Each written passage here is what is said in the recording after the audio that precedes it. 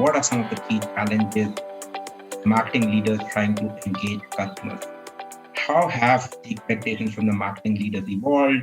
What do you think? And especially your brand, which is a quick service restaurant with McDonald's, would love to get your perspectives around how you see specifically in the QSR and in general what's happening with COVID and the change of trend. And just give us some of your insights.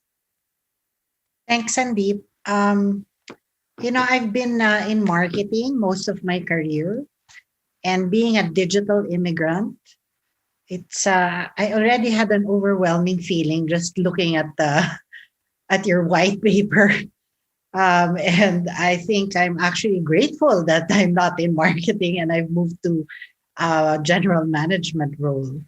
But I think the expectation now for me of CMO goes beyond marketing. I think engagement marketing means they are not just stewards of the brand as we used to call it. It's stewards of the entire customer journey now. And that really means managing all the touch points.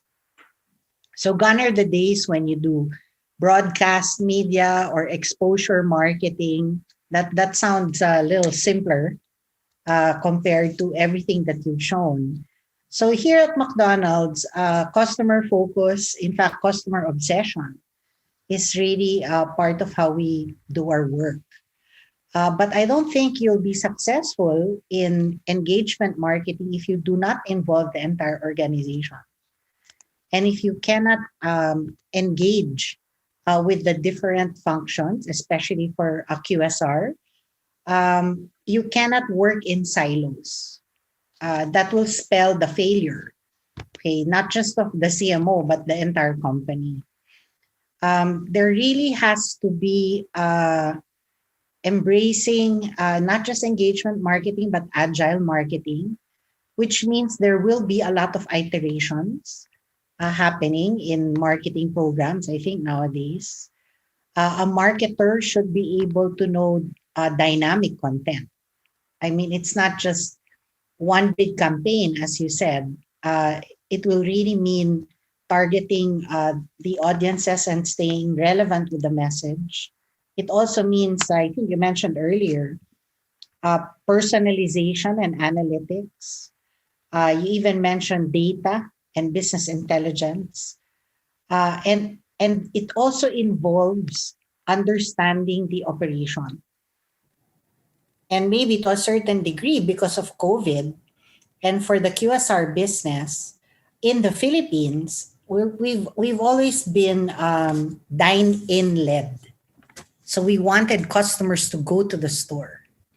And when everything, especially in the Philippines, with a very strict lockdown and probably the longest in the world, we've been highly dependent on our delivery business and drive-through.